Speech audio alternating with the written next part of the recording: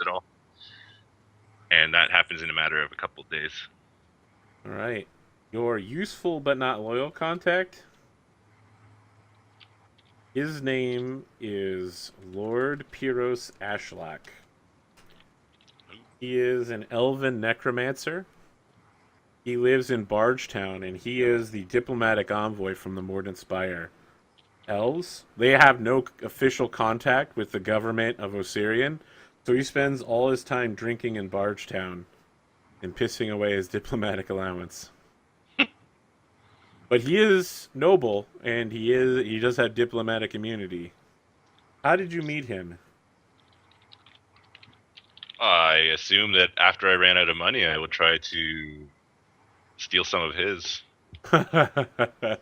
It went over pretty poorly, but in the process, he was so drunk he thought you were trying to buy him a drink. All right. So lucky I am. All right, Ishi. Did I get that wrong again? Ishi is correct. Oh, Good. Ishi is correct. All right. Would you like the contacts or would you like the questions? Contacts. All right. Which two would you like to pick? I will start with the loyal, not useful. Okay. Who is this person? This person is I'm trying to pull up Assyrian names on the web here. Is another follower of the old gods. Okay. When I got to Wati, I sought out the temple of Anubis and sought to find someone who won't look totally a scorn upon me for carrying around this doll it's a doll that looks like Anubis. Ah, there we go. So I want someone who's not going to look as askance at me for carrying this thing around. What is this person's name? That's what I'm trying to find. Well, let's cut sideways then. Why are they loyal but not useful? Because they're a fellow follower of the old gods. So is this a person that's a follower but not like an actual cleric? They don't have any magic powers? Yeah. Okay, all right. Why are they loyal to you? Because Is it just shared faith? yes, I think in part, but I think it's also because I sought them out and have come promising to bring great things in the name of Anubis through my new connections to learn about restoring souls to Anubis. If the esoteric order is all about returning souls to the cycle, when they all said to Pharasma, Ishi's thinking, well, really, it's Anubis that the souls will be returned to. You're like, silly fools, don't they know the doctrine laid down in the past? Yeah. Again, I'm a follower of the old ways. What's her name? Did you finally figure that out? Is there like an Osirian name generator somewhere? No, you can just call her, something not Osirian. Her name is Shii, Shii. Oh, I like it. I mean, just because she's a follower of the old gods doesn't mean her parents were huge ones and named her Egyptian style. Not everyone has a cool name like Amenopheus or Nebuzaradon. All right, which other contact would you like to define? I would like to define the one who is useful but not loyal. Okay, who is this person? I think it's another witch. Ah, I see. I think it's someone that I'm interested in forming the beginnings of a coven with. Interesting. Why is this person not loyal to you? Well, I could be more useful to her dead than alive, because I think she's probably another Gravewalker witch. Ah, I see. I could be useful. So is she like a black necromancer? Yeah, I think so. Okay. Interesting. What's her name? Her name is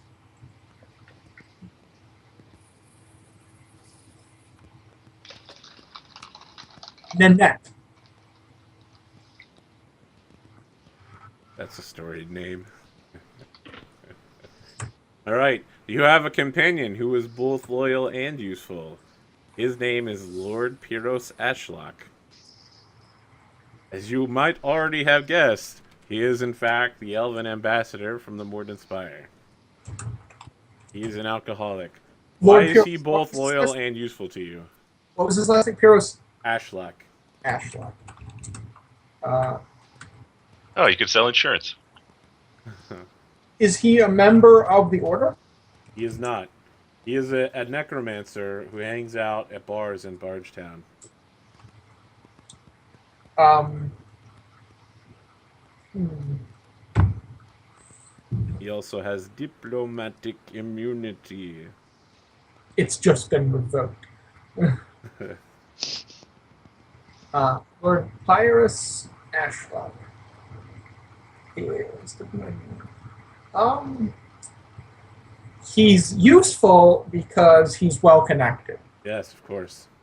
Why is he loyal to you? That's the hard part. He is loyal to me because if he's a necromancer, but he's a drunk, he's probably not actually practicing that much necromancy. Probably not. And so when everyone basically even though I'm a white necromancer who just wants to return the dead back to Anubis, they're just agents of Anubis helping me. I am getting more askance looks, and if unintentionally, I am a deflection for. I like it. You kind of use yourself to prop up and like draw attention away from him. All right. Okay, Charles. Will you take the questions or the contacts? I'm also going to take the contacts. I see. Which ones would you like to decide? I will go with the loyal and not useful, and the not loyal and useful. Oh, interesting. All right. Who is your loyal but not useful contact? That is Khafra, Khafra. All right. And this is a local, I want to say warrior, more like guard, town guard. Okay. They share a bond through our martial knowledge, but he's not all that useful, rather low ranking. So no real perks for knowing him. And your useful but not loyal person. This will be Paquette, who will also work at the local watering hole. Tooth and hookah. Yes. All right. More wonderful rumors, but not really loyal. Okay. So it's just someone you like maybe slip a few coin to pick some stuff up from your operating budget. Exactly. All right. Your useful and loyal contact is, as you may have suspected, Lord Pyros Ashlock. Why is he both loyal and useful to you? That is a good question. Maybe he knows something about my family's history that I don't. Ooh. So that's why he's useful to you? Or is that why he's loyal? That is why he is useful. Interesting. Why So maybe he was drinking in the bar one day. He came into Tooth and Hookah and he was telling a story about your grandfather, about how he knew him when he himself was a young elf. So much fun to be had story-wise there. Yeah. All right. I think we got everything locked in there. If everyone's ready, I think we can move ahead. Yeah, Jeff's mic is popping. I don't know if we can do anything about that, though. I think that's just mics in general. not everyone has a gigantic streamer professional boom mic. Sorry, guys. I know it's surprising. Let me open up the PDF here. I haven't even opened Mummy's Mask up tonight. Hashtag professionalism. Alright. So that's the extended series for character creation. Hopefully I didn't put everyone to sleep with that. Because here we go. Now we're starting for real. The team has traveled from Ustalov to Osirian. They have now all gathered. And so we're looking east out. The camera's just floating in the air. And what we see is the sun rising with the dawn, and the heat waves are already coming off the desert in the east. And we hear a man singing something like an adhan, which is the Islamic call to prayer. And he's singing to Serenray, the dawnflower, goddess of the flame in the morning and the sun. And so, you know, you hear this guy singing beautifully, and after like a couple seconds, there are dozens of people singing the same Kelishite prayer. And the camera starts zooming down, and then it tilts forward a bit, and underneath this prayer, you start hearing like a drum beat, a really low drum that's like dun dun dun dun dun dun.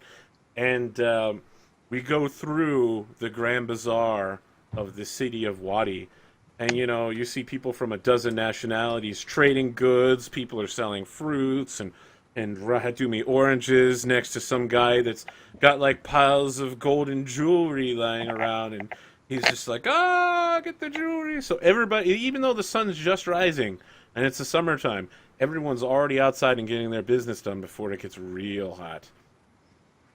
And we continue to zoom around corners until we come to the group of the party standing before a enormous processional of Pharasman priests in Osirian garb and a little bit of Kelishite influence there. And they are led by a woman wearing green lip paint who is in completely traditional Osirian garb, but wears the markings and the holy symbol of a high priestess of Pharasma. And the music ends as she raises her hand. So, the bustling desert city of Wadi is near bursting with excitement. Adventurers from every corner of the inner sea region have assembled here beneath the hot Osirian sun to explore the tomb of the city's necropolis, waiting only to be assigned their first sites for exploration. Surrounding the participants, the public has gathered to observe the ceremony as well. There is a festival-like quality in the air, and numerous street vendors are hawking goods and refreshments to participants and spectators alike. Some merchants have even brought what can only be considered adventuring gear to sell at the last minute, and convenience items to explorers.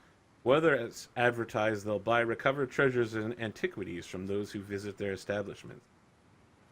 In front of the imposing edifice of the Grand Mausoleum, an immense awning has been erected between decorated pillars in the market to provide shade for the priest of Pharasma overseeing the lottery. Beneath the awning, 2 urns sit atop a table elevated a few feet above the ground on a wooden stage constructed for the event.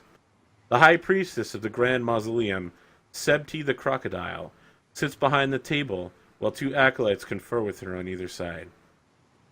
So your group has gathered here, and you've got a few minutes before the lottery starts. And, you know, people are coming up to you trying to sell you crocodile on a stick.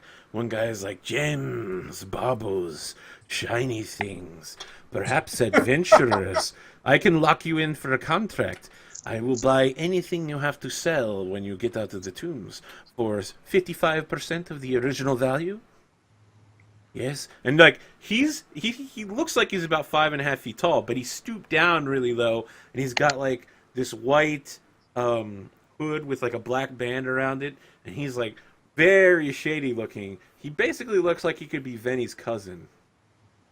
Well, and once he mentions percentages, I'll look at him and I'll peel this huge like strip of sunburnt skin off my nose, and I'll be like, what about 60%? He says, 60%, I don't know that I can do that. And a woman, she's like 7 feet tall, wearing like full Hell Knight plate in the sun, and it's all painted black with like blood red, not abyssal runes, infernal runes on it. Puts her hand on this guy's head and pushes him back and says, "I am Justicar of the Aspis Consortium. If you wish to sell your items to me for 60%, I can make sure they get to where they need to go." I'll just kind of swallow hard and look at Charles and kind of move to stand behind him. What do you think?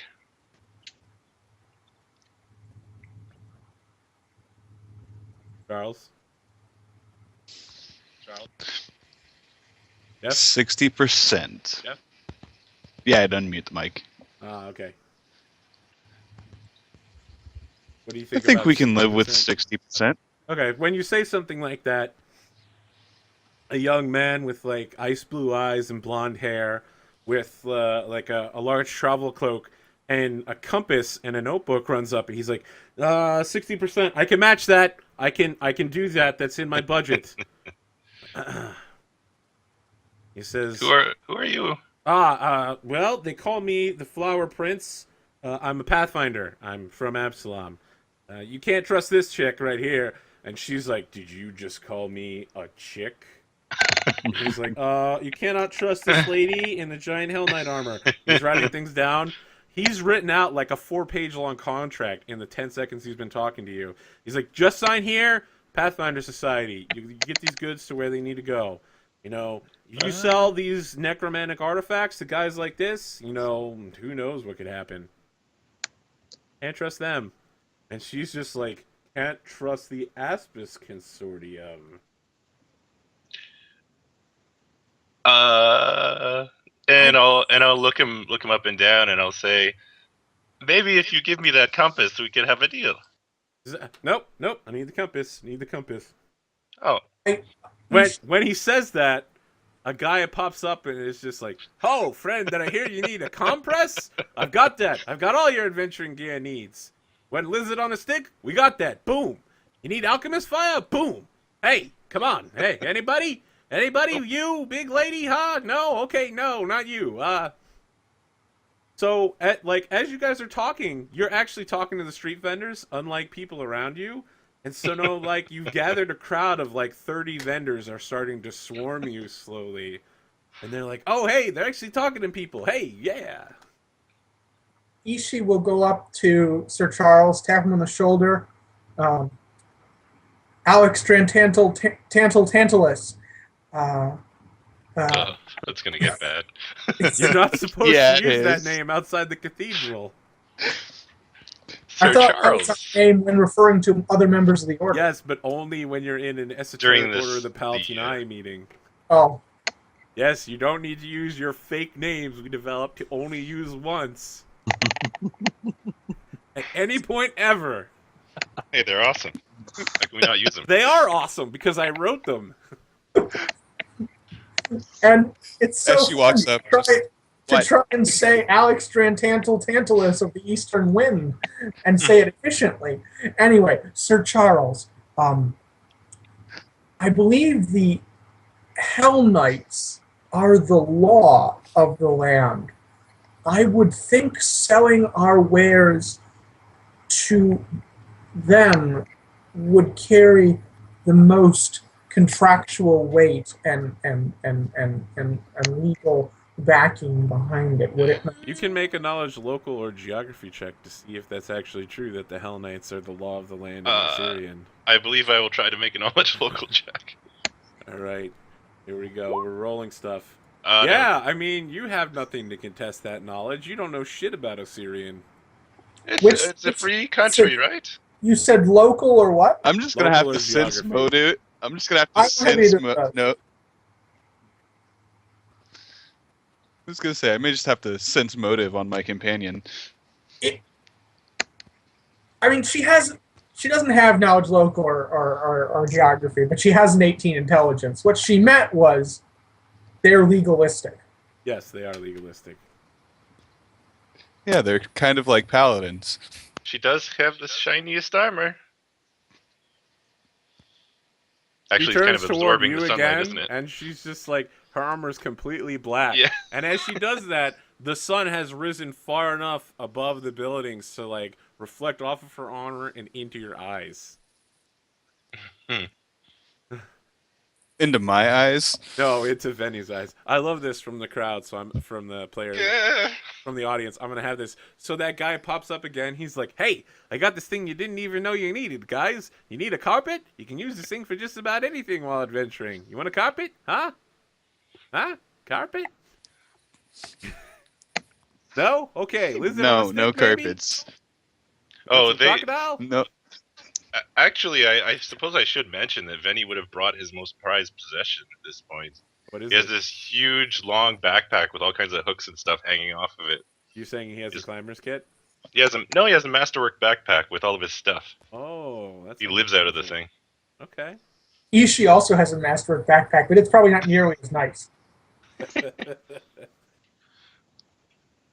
This guy's like looking at your Or it's masterwork well backpack. used. He's like, "Hey, whoa, buddy, this is a pretty good backpack. I could use something like this. What do you want for it?" What? I He's just can't like, part is with this- Is this lizard skin? What is this? Oh man, look at that. Feel this thing. It's so good. How's the It's- padding inside? Is that velvet lining? Maybe you should stop touching it. And Right. I'll whip out a dagger real quick.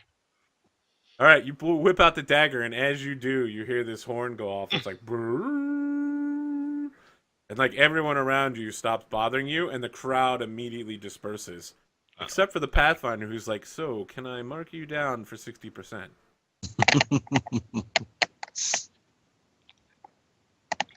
Come back to us later. It would be the Pathfinder that sticks around. So he's like, "So that's a no then." He like slams his book shut, and he's like, "Oh, damn it! I didn't let the ink dry." All right, and he walks away. There's some sand right here if you need it. And here, and over there. I need some coffee. So when the did you mean in or out of game? In character. Oh, in character. So the merchant guy like hears you say that, but he's like, and the ceremony begins when the horn ends. Sebby the crocodile rises. She looks surprisingly young to hold such a distinguished position, but she has a confident air of authority.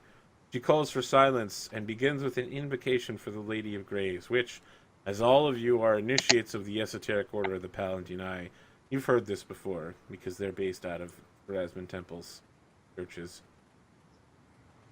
Then she says, "Let the lottery begin. Although many of you have requested specific sites to explore, we must leave these matters to fate. The Lady of Graves is a far better judge of destiny than we of this mortal sphere. The gates of the necropolis will open at sunrise tomorrow. Use this evening to prepare yourselves for the task ahead. Let these rules guide you in your endeavors in this holy place." And you see, like, everybody in the room is, like, writing stuff down. The Pathfinder's, like, writing every word she has down. But now, when she says, "Remember these rules," everyone, like, each group of adventurers around you has a scribe writing something.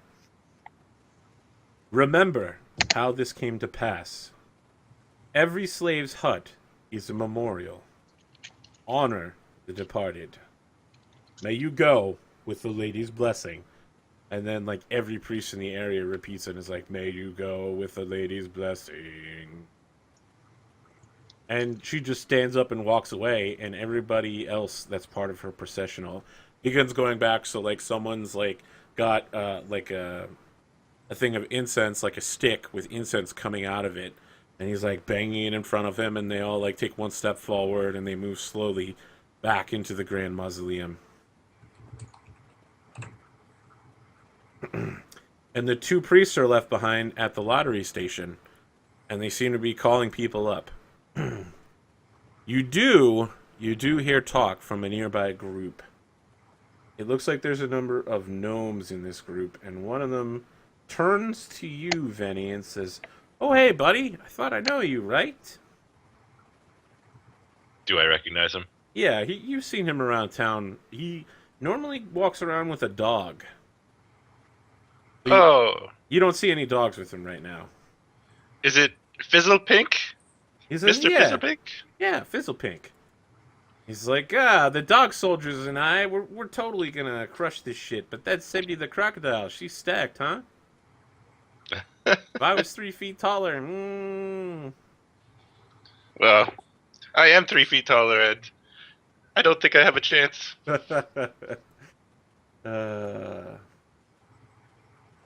He just pats you like on your back, but it's mostly like your spinal cord, so it's like reaching It's- up to pat you on your spinal cord. Too bad you can only carry half as much.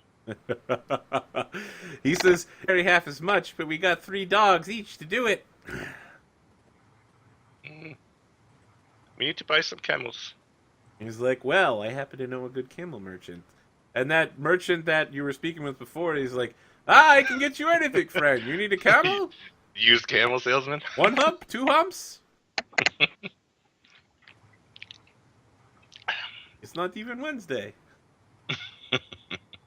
So, what are you guys doing while you're waiting for your group's name to be called? Deeper is utterly fascinated with this thing called the desert. He's like been picking up sand, trying to smell it, see why there's no dirt here, talking Where's all to the it, water? seeing what it says back. Oh, and the sand actually talks back. The sand, like, it's very slow, but the sand is like...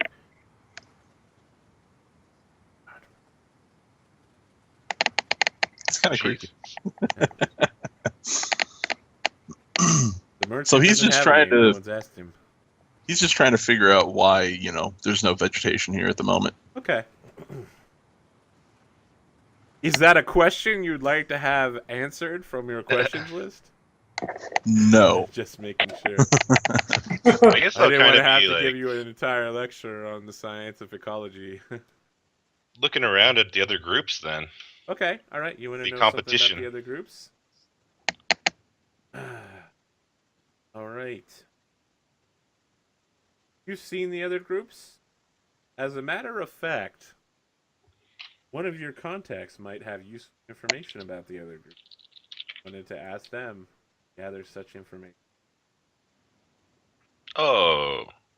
Well, I guess you happen to Cebu's... know a serving girl. Yeah, Otherwise, it's- you do get the names of the various groups.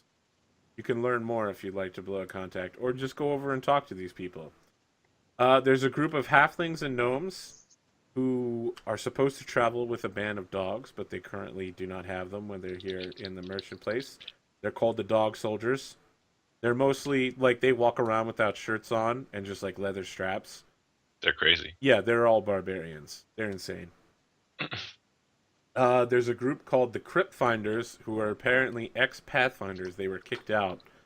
And now they neither work for the Aspis nor the Pathfinder Society. They're trying to set up their own thing. But there's only 4 of them.